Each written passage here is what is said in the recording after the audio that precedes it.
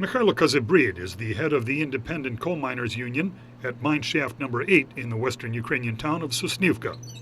Having worked in mines himself for more than 30 years, he is concerned some could be closed, devastating the local economy and people's lives.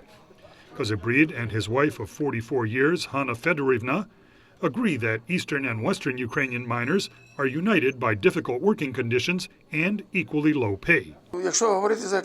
If we talk about the economy, it's the same in the Lviv Oblast and the Lviv Coal Basin, along with the economy in the Luhansk and the Donetsk basins. They are all one and the same.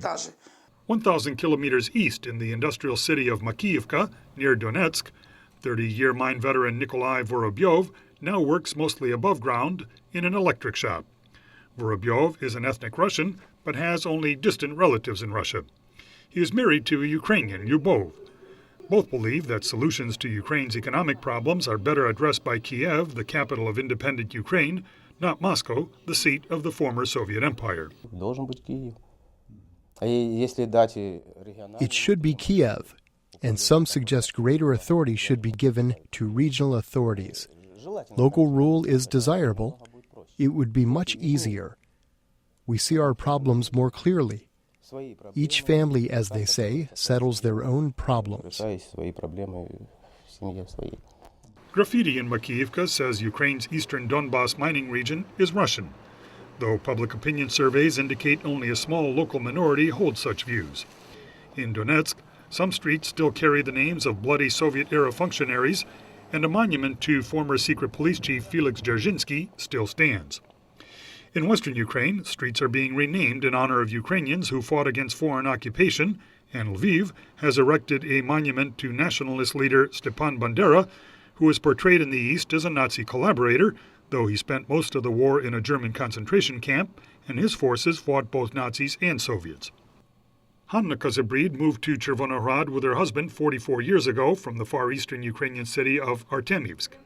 She says her compatriots back home do not understand the sentiments Western Ukrainians have for their native language and struggle for independence. Even my own sister, I argued with her and told her, "You're Ukrainian." She said, "I cannot speak Ukrainian."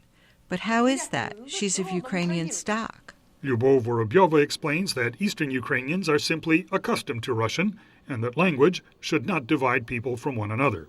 Я считаю, что от хозяина зависит. От хозяина нашей страны. Вот ему бы лучше, чем... I think it all depends on the country having a good steward. Instead of inventing linguistic barriers, it's better that he deal with the economy, to develop industry more so that people can work on production. Больше развивать промышленности, чтобы люди были заняты на производствах.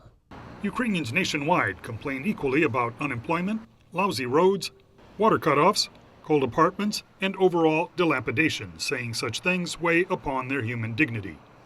Some parts of eastern Ukraine were under Russian domination for more than 350 years, and many local residents say a sound Ukrainian economy will resolve all cultural issues. Ukrainians in the West, however, spent only about 50 years under Moscow's influence.